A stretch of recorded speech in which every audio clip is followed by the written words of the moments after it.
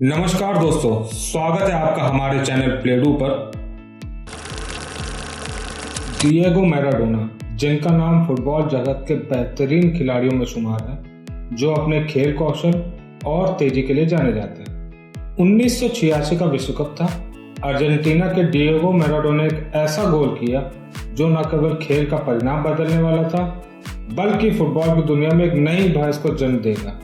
Maradona का वो hand of God गोल। क्या आप उस पल की कल्पना कर सकते हैं? एक ऐसा पल जब फुटबॉल के इतिहास में सबसे विवादास्पद गोल हुआ, जो आज भी फुटबॉल के इतिहास में सबसे ज्यादा विवादास्पद है और फिर भी सबसे ज्यादा यादगार। क्या यह चमत्कार था, चालाकी थी, या सिर्फ इंसानी जीनियस का कमाल? क्या आप मानते हैं कि खेल में नैतिकता का कोई स्थान है? आज हम आपको ले चलेंगे उस पल के पीछे की कहानी में, जहां खेल, राजनीति और इंसानियत की सीमाएं एक दूसरे से टकराई। 1986 का वर्ल्ड कप सिर्फ एक खेल का मैदान नहीं था। अर्जेंटीना और इंग्लैंड के बीच वो दुश्मनी थी जिसने हर फैन के दिल में आग लगा दी थी। इस मैच से पहले अर्जेंटीना और इंग्लैंड के बीच का तनाव पहले से ही बढ़ चुका था। 4 साल पहले हुए फॉकलैंड वार के घाव अभी भी हरे थे। क्या इस राजनीतिक स्थिति ने खिलाड़ियों पर दबाव डाला? और फिर आया ये मैच। ये सिर्फ फुटबॉल मैच नहीं था, अर्जेंटीना के लिए गर्व और सम्मान की लड़ाई थी और इंग्लैंड के लिए ये बदले का मंच था।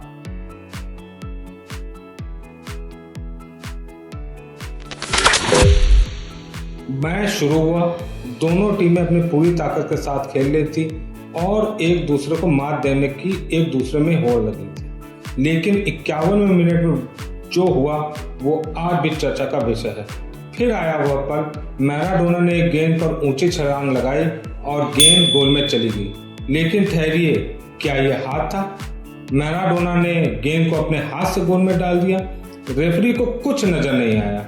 इंग्लिश डिफेंडर्स गुस्से में थे, अर्जेंटीना के फैन खुशी से झूम रहे थे और मैराडोना, उन्होंने इसे कहा हैंड ऑफ गॉड। क्या आपने कभी सोचा है कि उस क्षण में उनके मन में क्या चल रहा होगा? क्या उन्होंने सोचा था कि यह गोल विवादित होगा? क्या आपको लगता है कि उन्होंने सच कहा? गोल के बाद स्टेडियम में सन्नाटा छा गया। इंग्लैंड के खिलाड़ी इस धोखे पर विश्वास नहीं कर पा रहे थे। क्या आप जानते थे उस समय रेफरी ने इसे कैसे देखा? क्या उन्हें कभी शक हुआ कि कुछ गड़बड़ है? इंग्लैंड के कप्तान ने कहा यह गोल नहीं होना चाहिए था। क्या आपको लगता है कि रेफरी की गलती ने खेल को प्रभावित किया? क्या इस गोल ने खेल भावना को ठेस पहुंचाई, या ये चालाकी का एक अनोखा उदाहरण था? सोचिए कितने घरों में इस गोल पर बहस हुई होगी। बेटा कहता होगा पापा ये चीटिंग है, और पापा जवाब देते होंगे बेटा इसे स्पोर्ट्समैनशिप कहते हैं। लेकिन जीतने के लिए सब कुछ जायज है। ऐसा सिर्फ फुटबॉल में ही नहीं होता है, क्रिकेट में भी ऐसा देखा गया कि जब बल्लेबाज जानबूझकर आउट होने से इनकार कर देता है, तो क्या ये खेल भावना है या जीतने की भूख? खेल सिर्फ जीतने का नाम नहीं है, बल्कि उसे सही तरीके से जीतने का भी महत्व है।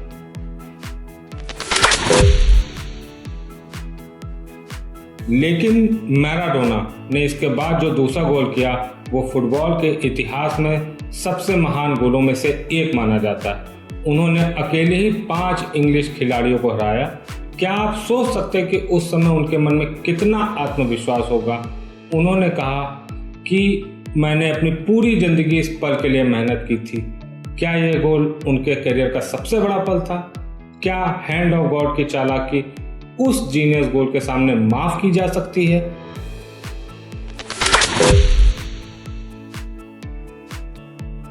जैसे जैसे मैच खत्म हुआ, विवाद और बढ़ता गया। दुनिया भर के समाचार पत्रों ने इस घटना को प्रमुखता से छापा। क्या आपको लगता है कि मैराडोना को अपने किए पर पछतावा हुआ, या उन्होंने इसे अपनी प्रतिभा का प्रमाण माना? कई लोगों ने कहा यह धोखा था, जबकि अन्य इसे जीनियस की उपाधि दी। मैराडोना की कहानी हमें यह सिखाती है कि हालात चाहे जैसे भी हों, अगर आपके अंदर जुनून है तो आप दुनिया पर राज कर सकते हैं। गरीबी से लेकर वर्ल्ड कप चैंपियन बनने तक का यह सफर सिर्फ प्रेरणा ही नहीं, एक मिसाल भी है। क्या इतिहास सिर्फ जीतने वालों को याद करता है, चाहे रास्ता कैसा भी हो? मैराडोना की कहानी केवल हैंड ऑफ गॉड तक सीमित नहीं, वो फुटबॉल के सबसे महान खिलाड़ियों में से एक थे। उनकी प्रतिभा और खेल के प्रति जुनून ने उन्हें अमर बना दिया। लेकिन क्या आप मानते हैं कि इस विवाद ने उनकी विरासत को प्रभावित किया? उनके बारे में कहा जाता है कि वो एक जीनियस थे, लेकिन उनका जीवन भी उतार चढ़ाव से भरा रहा। क्या इतिहास सिर्फ जीतने वालों को याद करता है, रास्ता चाहे कैसा भी हो?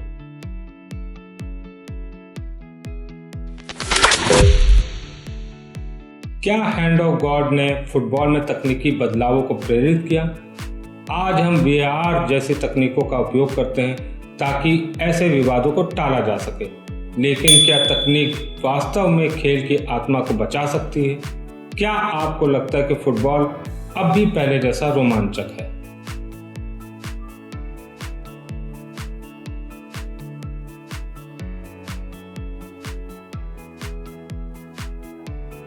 मैराडोना का प्रभाव केवल मैदान पर ही नहीं बल्कि बाहर भी महसूस किया गया।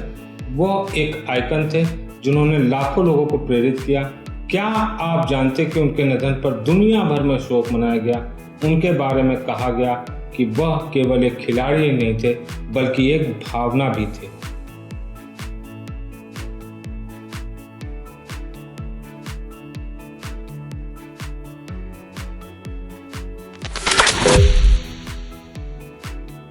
सालों तक ये बहस चलती रही। कुछ लोग इसे खेल भावना के खिलाफ मानते थे तो कुछ इसे मैराडोना की चालाकी और जीनियस का मिला जुला परिणाम। आज भी जब हम फुटबॉल देखते हैं तो हमें मैराडोना की याद आती है, उनके जादुई क्षण और विवादास्पद को। क्या आप मानते हैं कि उनकी कहानी हमें कुछ सिखाती है? शायद यही जीवन का असली खेल है, जीतने और हारने के बीच संतुलन बनाना। मैराडोना सिर्फ एक खिलाड़ी नहीं थे, एक भावना थे, एक क्रांति थे। खेल सिर्फ जीतने का नाम नहीं बल्कि यादें बनाने और दिल जीतने का भी नाम है। तो क्या हैंड ऑफ गॉड सही था या ये खेल भावना के खिलाफ था? अपनी राय हमें कमेंट सेक्शन में जरूर बताएं। अगर ये कहानी आपको पसंद आई हो तो हमारे चैनल प्लेडू को सब्सक्राइब करना ना भूलें। धन्यवाद। आपका दिन शुभ हो।